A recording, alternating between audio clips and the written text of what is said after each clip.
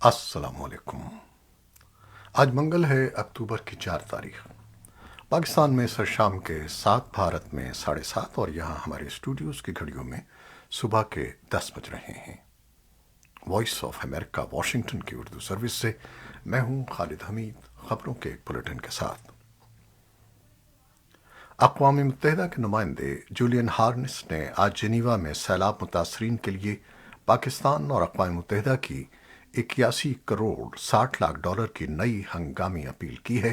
اس حوالے سے ہونے والی تقریب میں انہوں نے عالمی برادری سے کہا کہ نئی ہنگامی امداد پاکستان میں سیلاب سے متاثرہ افراد کو فوری طور پر درکار ہے تاکہ لوگوں کی زندگیوں کو بچایا جا سکے۔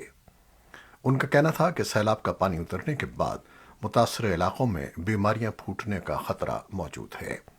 ان کے بقول اس خطرے سے نمٹنے کے لیے اور سیلاب سے متاثرہ افراد کو خوراک، رہائش اور صحت عامہ کی سہولیات فراہم کرنے کے لیے ہنگامی امداد کی فوری ضرورت ہے۔ پاکستان کی وزیر برائے ماحولیات شیری رحمان نے بھی اس تقریب سے خطاب کرتے ہوئے کہا کہ اس وقت حکومت پاکستان کی توجہ لوگوں کی زندگیاں بچانے پر ہے اور اس کے لیے حکومت اپنے تمام تر وسائل کو استعمال کر رہی ہے، لیکن انہوں نے واضح کیا کہ پاکستان کے لیے تنہا اس چیلنج سے نمٹنا ممکن نہیں ہے۔ پاکستان کی بری فوج کے سربراہ جنرل قمر جاوید باجوہ ان دنوں سرکاری دورے پر امریکہ میں ہیں، جہاں ان کی کئی اعلیٰ شخصیات سے اہم ملاقاتیں ہو رہی ہیں۔ واشنگٹن میں وائس آف امریکہ کے مطابق جنرل قمر جاوید باجوہ امریکی وزیر دفاع لائٹ آسٹن سے کے علاوہ امریکی national intelligence director Avril D Haines اور سی آئی اے کے ڈائریکٹر ولیم جے برنز کے ساتھ بھی ملاقات کر رہے ہیں۔ امریکی محکمہ دفاع نے بتایا کہ امریکی وزیر دفاع لائٹ آسٹن آج پینٹاگون میں پاکستان کے chief of army staff general Qamar Javed Bajwa کا استقبال کر رہے ہیں۔ جنرل باجوہ 6 روزہ دورے پر 30 ستمبر کو پہلے امریکی ریاست نیو یارک پہنچے تھے۔ پاکستان میں سیلاب سے سب سے زیادہ متاثرہ صوبے سندھ کے کچھ اضلاع میں سیلابی پانی تو کم ہوا ہے، لیکن اس کے ساتھ ہی دوسرا بحران یعنی صحت کا بحران شدت اختیار کر گیا ہے۔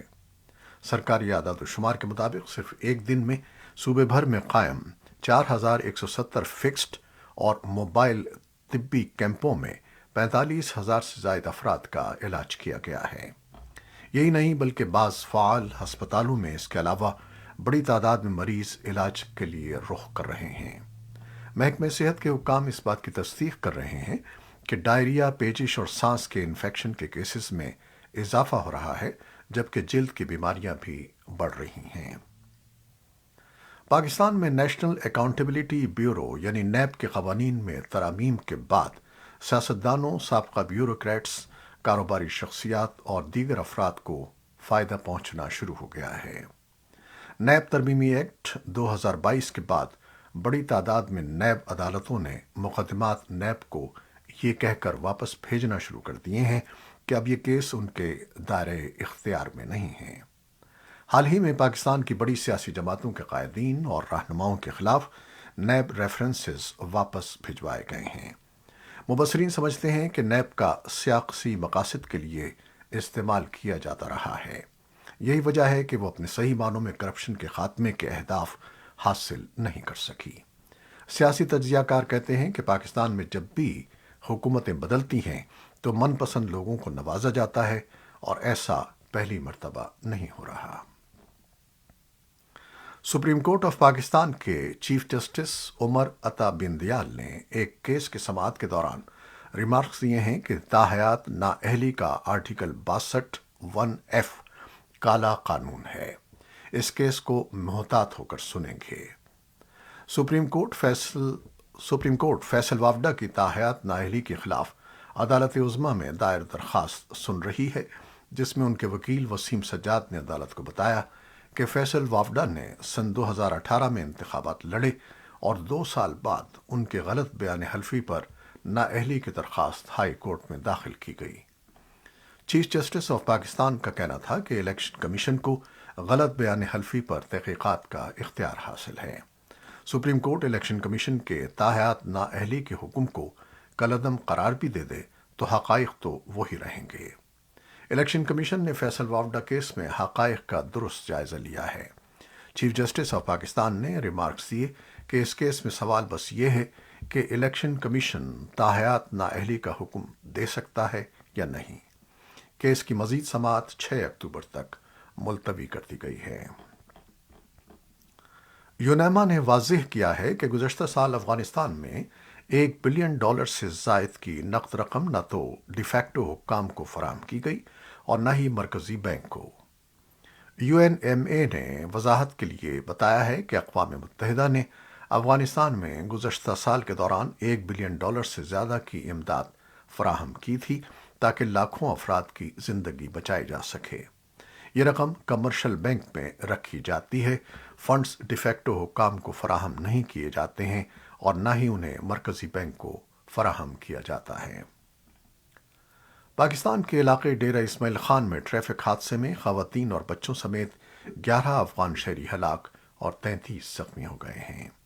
پاکستان سیکیورٹی فورسز کے مطابق حادثہ مغل کوٹ کے علاقے میں اس وقت پیش آیا جب پیر کی رات ایک ٹریکٹر اور ٹرک میں تصادم ہو گیا۔ بھارت کے زیر انتظام کشمیر کے ڈائریکٹر جنرل جیل خانہ جات ہیمنت کمار لوہیا کو سرمائی دارالحکومت جموں کے مضافات میں واقع ان کی عارضی رہائش گاہ پر قتل کر دیا گیا۔ پولیس نے اس واقعے میں ان کے گھریلو ملازم یاسر احمد لوہار کے ملوث ہونے کا شبہ ظاہر کیا ہے، لیکن ایک عسکری تنظیم پیپل اینٹی فاسسٹ فرنٹ نے جو 5 اگست سن 2019 کو نئی دہلی کی طرف سے جموں و کشمیر کی آئینی حیثیت تبدیل کرنے کے بعد منظر عام پر آئی تھی اور جس پر پولیس حالیہ مہینوں میں علاقے میں پیش آئے ٹارگٹ کلنز کے لیے ذمہ دار ٹھہراتی ہے، لوہیا کو قتل کرنے کی اس نے ذمہ داری قبول کی ہے۔ 57 سالہ لوہیا کو، جن کا تعلق بھارت کی شمال مشرقی ریاست آسام سے تھا، رواں برس اگست میں جموں و کشمیر کا ڈائریکٹر جنرل جیل خانہ جات تعینات کیا گیا تھا۔ وہ 1992 کے انڈین پولیس سروسز آفیسر تھے اور اس سے پہلے بھی جموں و کشمیر میں اہم پولیس عہدوں پر فائز رہ چکے تھے۔ بھارت میں ہندو مذہب کا ایک بڑا تہوار دسہرہ ان دنوں جوش و خروش کے ساتھ منایا جا رہا ہے۔ 5 اکتوبر یعنی بدھ کو 10 روز تک چلنے والے اس تہوار کا آخری دن ہے۔ آخری دن کو پورے ملک میں جشن منایا جاتا ہے اور بدی پر نیکی کی فتح کو یاد کیا جاتا ہے۔ شمالی کوریا نے منگل کو 5 برسوں میں پہلی بار جاپان کی فضا پر ایک بیلسٹک میزائل لانچ کیا، جس نے جاپان کو انخلا کے نوٹس جاری کرنے اور جوہری صلاحیت کے حامل ہتھیاروں کی لانچنگ کے دوران ٹرینوں کو روک دینے پر مجبور کیا۔ اس میزائل کی پہنچ گوام اور اس سے آگے امریکی علاقے تک تھی۔ امریکہ نے کہا کہ وہ شمالی کوریا کے جاپان پر طویل فاصلے تک مار کرنے والے بیلسٹک میزائل کی لانچنگ کے خطرناک اور غیر ذمہ دارانہ فیصلے کی سخت مذمت کرتا ہے۔ اس نے کہا کہ یہ کارروائی عدم استحکام کا باعث ہے اور شمالی کوریا کی جانب سے اقوام متحدہ کی سلامتی کونسل کی قراردادوں اور بین الاقوامی حفاظتی اصولوں کی کھلی خلاف ورزی ہے۔ جاپانی وزیراعظم فومیو کشیدا نے نامہ نگاروں کو بتایا کہ تازہ ترین فائرنگ ایک غیر ذمہ دارانہ اقدام ہے اور میں اس کی سخت مذمت کرتا ہوں۔ روس کی پارلیمنٹ کے ایوان بالا نے منگل کو یوکرین کے 4 علاقوں کو روس کا حصہ بنانے کے حق میں ووٹ دیا اور اس عمل کو آگے بڑھایا جس کی یوکرین اور اس کے مغربی اتحادیوں کی طرف سے مذمت کی گئی ہے، اور اقوام متحدہ کے سیکرٹری جنرل انتونیو گوتریس نے اس صورتحال کو خطرناک اضافہ قرار دیا ہے جسے کوئی قانونی حیثیت حاصل نہیں ہے۔ روس کے ایوان زیریں نے پہلے ہی اس عمل کی منظوری دے دی ہے۔ یوکرین نے کہا ہے کہ ووٹنگ جبر کے حالات میں کرائی گئی اور ڈونیٹسک، لوہانسک، زاپورژیا، خیرسن میں عوام کی مرضی کی نمائندگی نہیں ہوئی۔ گوتریس نے گزشتہ ہفتے کہا تھا کہ کسی ریاست کی طرف سے کسی دوسری ریاست کے علاقے کو دھمکی یا طاقت کے استعمال کے نتیجے میں ضم کرنا اقوام متحدہ کے چارٹر اور بین الاقوامی قانون کے اصولوں کی خلاف ورزی ہے۔ ایسے میں جب روس اپنے الحاق کے دعووں کو عملی شکل دے رہا ہے، یوکرین کی افواج نے روس کے زیر قبضہ علاقوں میں جوابی کارروائی میں کامیابیاں حاصل کی ہیں۔ خیرسن میں روس کے تعینات اہلکاروں نے کہا کہ یوکرین کی فوج نے کچھ علاقوں پر دوبارہ قبضہ کر لیا ہے، جبکہ روسی وزارت دفاع نے تسلیم کیا کہ یوکرین اعلیٰ ٹینک یونٹوں کے ساتھ हमारे दिफा को तोड़ने में कामयाब हो गया है। यूक्रेन के सदर व्लादिमीर ज़ेलेंस्की ने पीर को अपने खिताब में कहा कि यूक्रेन की फ़ौज पेशकदमी कर रही है। उन्होंने तफसीलात फराहम किए बगैर कहा कि फ़ौज ने कई इलाकों पर कब्जा कर लिया है। उनका कहना है कि कई इलाकों में आबादी के नए मराकज़ को आज़ाद करा लिया गया है और महाज के कई सेक्टर्स पर शदीद लड़ाई जारी है। एक रूसी दिफाई तर्जमान ने कहा कि मॉस्को के फौजियों ने पहले से तैयार दिफाई लाइन पर कब्जा कर लिया है और कीव की अफवाज को बड़े पैमाने पर नुकसान पहुंचाना जारी रखा हुआ है। अमेरिका के एक सीनियर फौजी एहलकार ने पीर को कहा कि रूस की अफवाज की मगरिब की तरफ धकेलने की कोशिश के दौरान अमेरिका भारी लड़ाई की तवक्को करता है, लेकिन यूक्रेनी अफवाज के डटे रहने के बावजूद जमीन पर कोई खास तब्दीली नहीं आई है।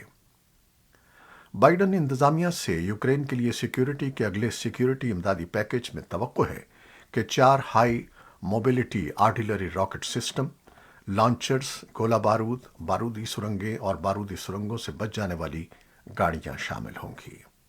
2 ज़राए ने रॉयटर्स को $625 मिलियन के पैकेज के बारे में ये तफसीलात पीर के रोज़ फराहम की।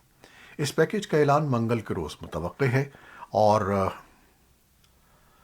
इलाहाक के बाद पहला इमदादी पैकेज है और सितंबर के वस्त में मैदान जंग में यूक्रेन की बड़ी कामयाबियों के बाद सदर ने दूसरी बार सदारती ड्रॉ डाउन अथॉरिटी या वो इख्तियार इस्तेमाल किया है जिसके तहत सदर किसी हंगामी सूरत हाल में अमरीकी फ़ौजी स्टॉक से फ़ौजी सामान या सर्विसेज कांग्रेस की मंजूरी के बगैर फौरी तौर पर मुंतकिल करने की इजाज़त दे सकते हैं।